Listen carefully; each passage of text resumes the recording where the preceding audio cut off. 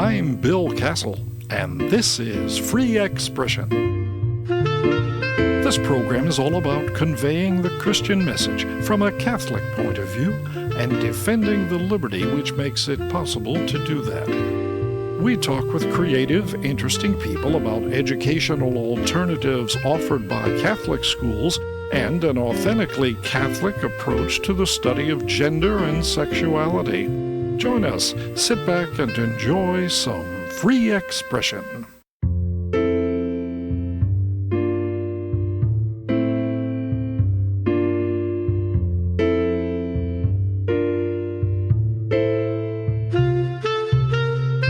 It's sometimes hard to believe that human gender could be a subject of controversy, which it clearly is.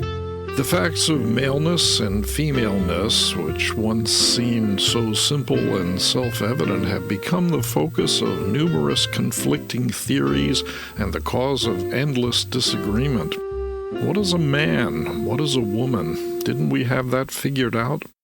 Of course, by now we're used to hearing about debates over such questions, but mostly in colleges and universities we associate with so-called woke ideologies. Can these issues be explored within the context of traditional Christian scholarship? The University of St. Thomas has launched an academic program that delves into sex and gender from a Catholic perspective, even offering master's degrees in the subject. One of the key figures in this effort is Dr. Kevin Stewart, director of St. Thomas's Nesty Center for Faith and Culture in Houston. Professor Stewart, thanks for being with us. Delighted to be here. Thanks for having me. These days, discussions of sex and gender are pretty loaded politically. How does all of this fit in with a more traditional understanding of Christian virtue and with church teaching? That's a great question. It is precisely one of the calls of the gospel to bring light where others are only bringing heat. That is, to bring the truth where others are confused or spreading doctrines that are not true. We know from Scripture that in this life we will see through a glass darkly, but it does seem that at times and places the glass is darker than at others. And as you noted in the intro, we have become confused in our own time, or many have, as to exactly what the difference is between a man and a woman and why that matters and how those things got to be that way. And so this is precisely an opportunity for evangelization because the church has just such a wealth, such a treasure of reflection, theological and philosophical, scriptural, from Scripture itself on through the saints and even recent popes. So much to say about life as a man, life as a woman, these fundamental facts and differences about our existence. Right. I mean, we have now a couple of millennia of commentary on these things, which I would think would make a lot of people wonder why we need to go further. I mean, a lot of people would say the Catechism tells us everything we need to know about gender, about sexual morality. What else is there to explore from a scholarly or a theological point of view? Some of it is about exploring how we bring those truths to bear in conversations that have gone astray. One of our fundamental commitments is that all truth is God's truth. And so we have nothing to fear in science done well. We have nothing to fear in sound philosophy. But of course, there's much to fear in those things gone wrong. And we see lots of instances of those things gone wrong. So in part, it's a practical exercise of bringing the church's teachings to bear in a way that will correct the record, that will bend the conversation and the discourse in public back toward the truth through faithful witness to what the truth actually is. How will this be approached? Will it be classroom situation? Will it be done online? How will it work?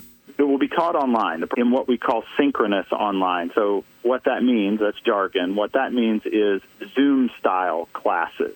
So small graduate classes done live, so you're still talking to the instructor, you're still talking with classmates, but we have found great success in having classes this way because it allows people who might not otherwise be able to participate either because they live far away from Houston, or even those within Houston have other responsibilities. They have small children. They have work. They have these other responsibilities that make their schedule tight. We have found that having the mode be online and synchronous allows people to get the interaction that they need and want, but also opens up the possibility of being in the program to a lot more people than otherwise. How would people use this degree? Are you looking for folks who might be involved in pastoral ministry or evangelization work? How does it apply? For sure, those instances and examples. And then other instances come immediately to mind as well. So healthcare is a setting where obviously the differences between men and women matter a lot, and it dramatically reduces the quality of healthcare for people not to pay attention to the fundamental truths about men and women. Other situations, of course, the law and public policy, because as we have been made aware recently, if we carry these mistaken philosophical ideas into the actions of making law and policy, then the law and policy will be bad as well. So we think this program can help a wide variety of professionals who come into contact with these issues. Another example would be schools. Part of this was born of my own experience as the headmaster of a Catholic school, where every day I and my colleagues woke up wondering, is today the day that these issues cross our threshold? Will we know what the church teaches, but will we know how to say it in a way that will be heard, in a way that will convey the truth to the people who need to hear the truth, in the way that they would be most receptive to. And so those will be some of the things that we're working on within the program. First, a grounding in exactly what the human person is, what our church teaches us we are, who our church and God teaches us that we are, and then from there, the practical implications of that truth for our lives today and on the issues of today. Now, I see from the materials that you have put out that you have certain resources within the university itself, but you're also calling upon experts in various fields to participate in a guest lecture situation. Who are some of those folks?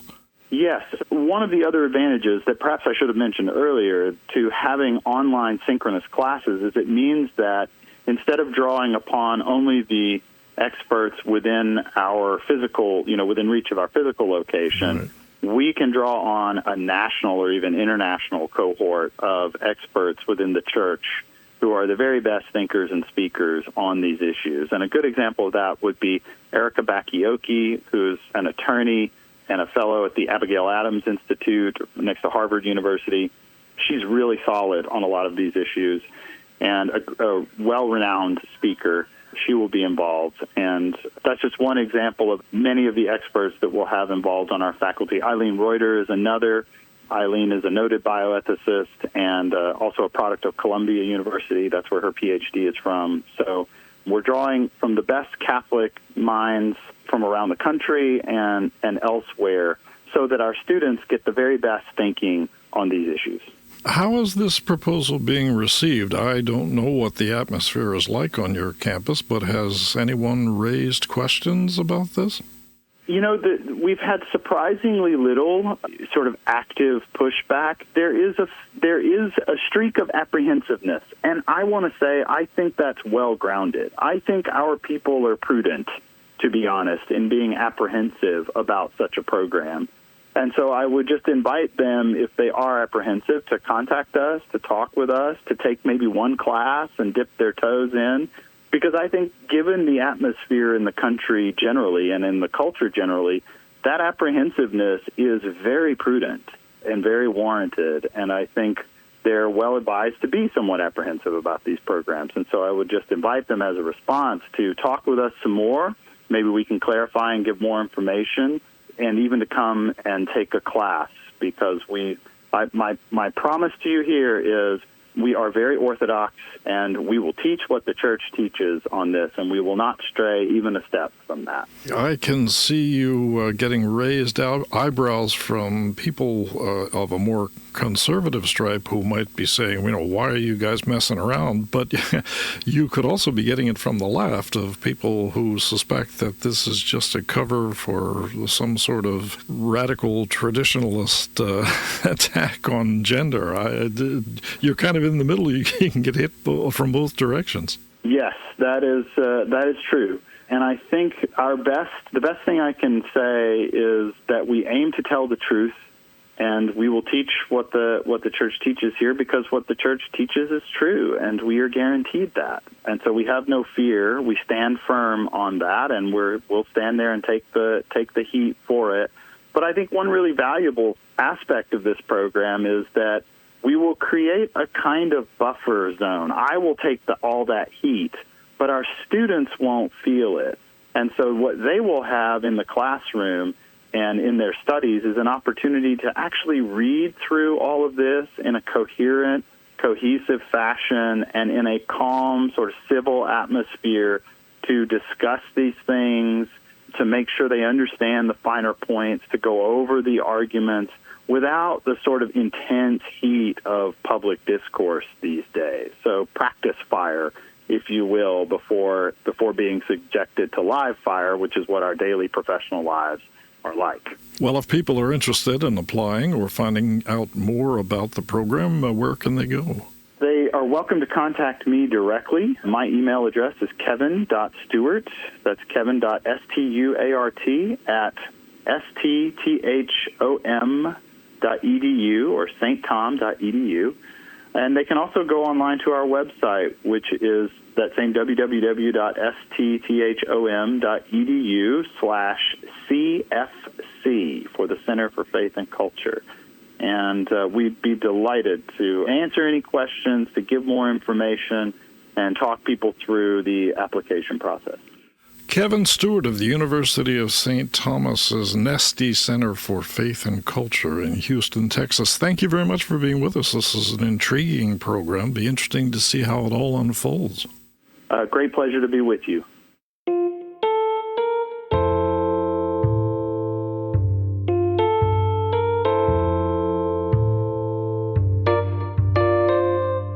It seems like every day you hear about some new outrage being perpetrated in the schools, whether it's falling test scores or distorted presentations of American history or warped sex and gender theories or Lord knows what else. The great tradition of public education seems to be collapsing around us. A lot of families see parochial schools as a viable alternative, even many non-Catholic families. And indeed, student enrollments are up in some dioceses. But while this could be a golden age of Catholic education, there are many problems keeping that vision from being realized. Rebecca Bydlak represents the American Federation for Children, an organization that's focused on increasing educational opportunities. Rebecca, perhaps you could describe some of the challenges which Catholic schools are facing right now. Yeah, absolutely. And thank you so much for having me. This is such an important issue for people all across the country. And for those of your listeners who are not familiar, which I imagine may not be very many, Catholic schools are such a critical part of this story, for parents who want to direct the education of their children, which is not only a fundamental right as Americans, it's fundamental to those of us who are Catholic, to our identity. The Catechism says that parents have the right to choose a school for them that corresponds to their own convictions, that the right is fundamental, and that public authorities have a duty of guaranteeing this parental right and of ensuring concrete conditions for its exercise.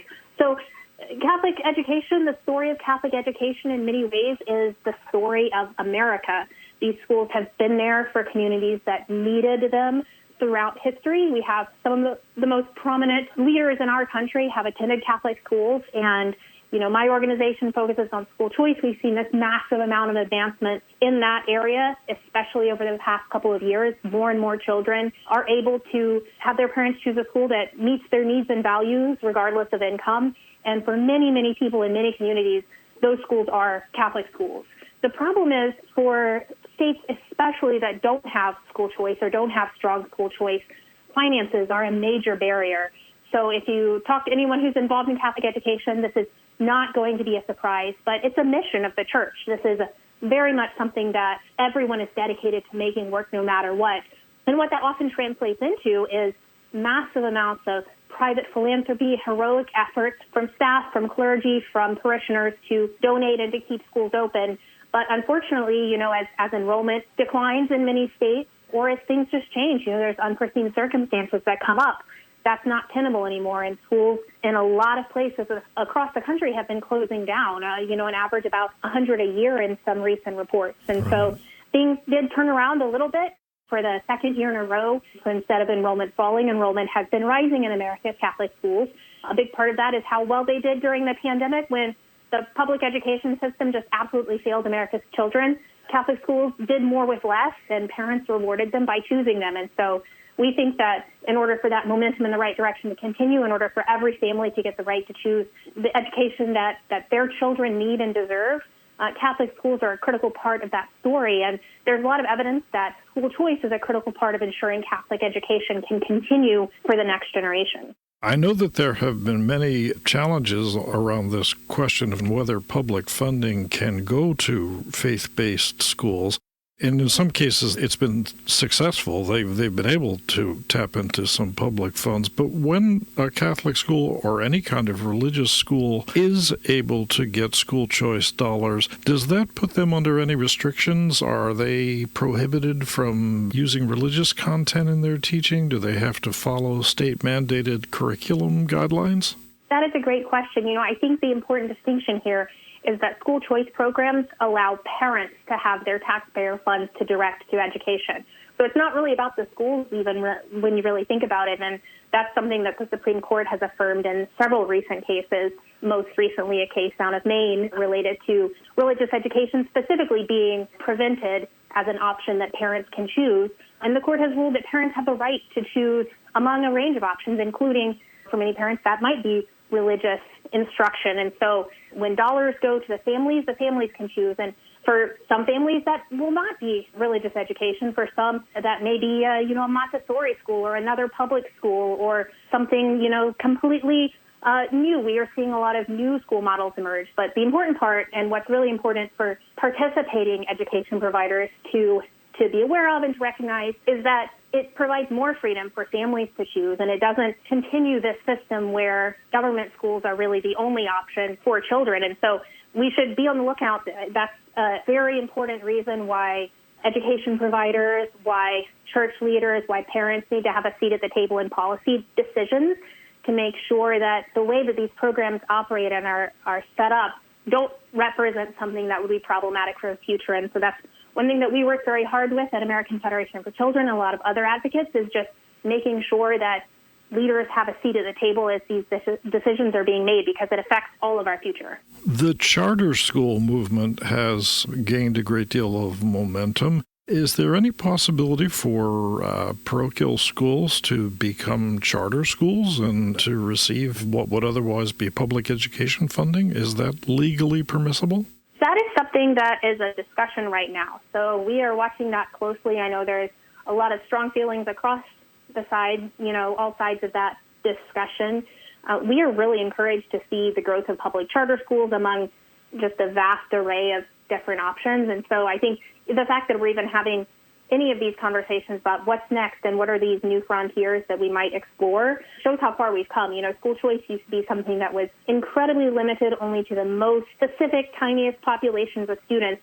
And now in several states it's available to all students, and we're coming up with all of the new models that we see today that couldn't have even been imagined even a decade ago. And so that's certainly a discussion. We'll keep an eye on it. We're also excited to see the whole range of options that are popping up in states like Florida, where you might have a micro school next door to a thriving STEM Catholic school, next door to a really, really good charter school, and some public schools that have competed to become better as a result. And so we see so much promise with expanded, thriving school choice marketplace in some states that we think it should be expanded everywhere, because kids in every state deserve choice just as much as they do in states like Florida and Arizona. It strikes me that there's a bit of reluctance to be too aggressive in marketing Catholic schools as educational alternatives. I think many bishops are a little gun-shy. Perhaps they don't want to catch flack for being too visible on the question. What would your advice be about this? Should the church be more aggressive in pushing their schools, offering them as an alternative? Well, what we see a lot of is in robust school choice states, that is what's happening. So in states like Florida, the Catholic schools are absolutely defying national trends. You have year-over-year enrollment growth. There are new schools opening every single day. There's waiting lists, and they're really a meaningful, competitive alternative that are just thriving, not facing the sort of, existential challenges that schools are facing in a lot of other states. And so I can't speak for what works for every single person in every single area, every single church leader or school leader, but what we can say is what we have seen, which is that when choice flourishes, a rising tide lifts all boats, particularly for parents who care about Catholic school continuing as an option. School choice is a really important part of that conversation because otherwise, unfortunately, it's at risk of being something that your parents or grandparents or great aunts might have gone to, but now the school is closed. That's too common of a story, and we're trying to keep every option available for as many families as might want it. Well, tell us a little bit about the American Federation for Children. What do you guys do? Yeah, so American Federation for Children is the nation's largest school choice organization. We believe that every family should have a right to choose the school that works for their children, regardless of income. And we do our work on 3 different playing fields, 3 different arenas. It's not a secret. It probably won't be a secret to your listeners that the education establishment and the teachers unions have very serious power, very serious money, and they devote a lot of resources into keeping people in line and making sure that they don't vote to expand choice. And so we do a lot of advocacy work to make sure that parents' voices are heard and make sure that the importance of actually listening to the vast majority of people, across ideologies, across demographics, who support school choice consistently in the polling over and over and over again. We also, through our affiliated electoral organizations, we work to elect school choice champions. It's important to change hearts and minds, and sometimes it's important to put different people in office who will listen and have a heart that's open to being changed. And so one area that's pretty exciting for us is in Texas. We now have a school choice majority for the first time in history, thanks in part to the work of AFC Victory Fund, which is our affiliated electoral organization. And of course, we do, as you referenced, as we're talking about now, a lot of work to just share the stories of school choice.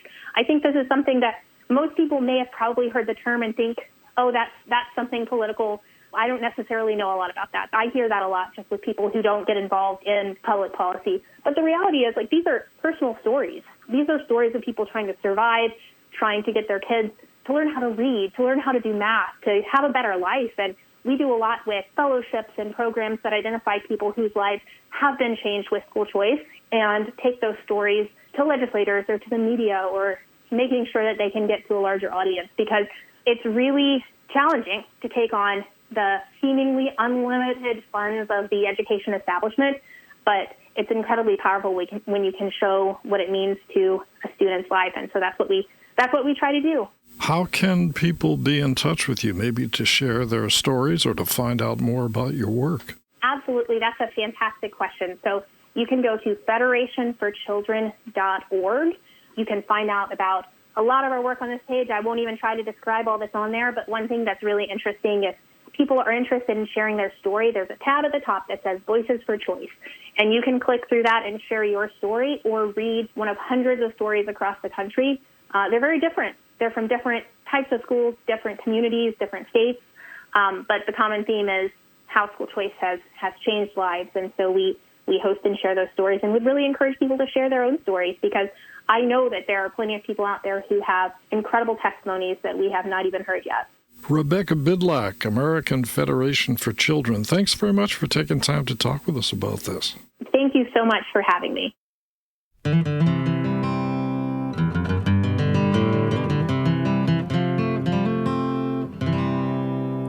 Lord, have mercy.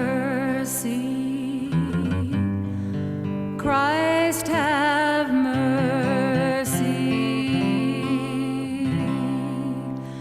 Lord, have mercy.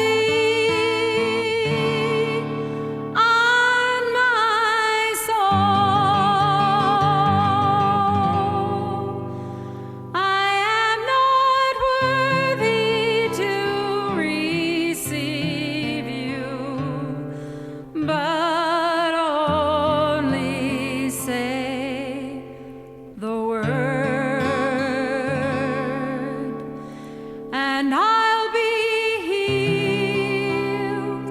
Oh, I'll be healed. I'll be healed.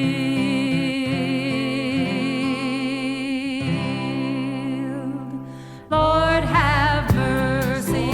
From time to time, I've played little snatches of music by an ensemble called Company. That's the music ministry I led back in the 1980s. My partner in founding that group was a lady named Kitty Brilliant. Kitty was not only a fine singer, she was a uniquely charismatic individual who knew everybody, had endless people skills, and was without an ounce of shyness in promoting our apostolate and its mission. Kitty died recently after an unexpected and difficult battle with cancer. And I just want to take a minute to remember a true pioneer of independent Catholic music, someone without whom Company would never have happened. Kitty Brilliant. Go organize a singing group in heaven, Kitty. And I'll be healed, I'll be healed, I'll be healed. The Lord have mercy, Christ have mercy. The Lord have mercy on my soul. I am not worthy to receive you, but only say the word, and I'll be healed, I'll be healed, I'll be healed, I'll be healed, oh, I'll be healed,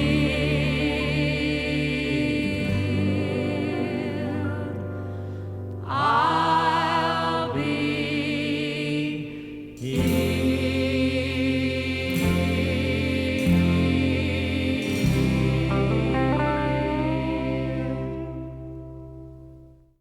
Be with us next time when we explore other aspects of religious communication and look deeper into the great Christian heritage of free expression. Free Expression with Bill Kassel is a production of Good Shepherd Catholic Radio and Company Publications, where good books, good music, and good radio are always good company. Dan Curris provided technical assistance. Theme and incidental music are by Dan Adam. The program was produced and directed by Bill Kassel. This is Good Shepherd Catholic Radio.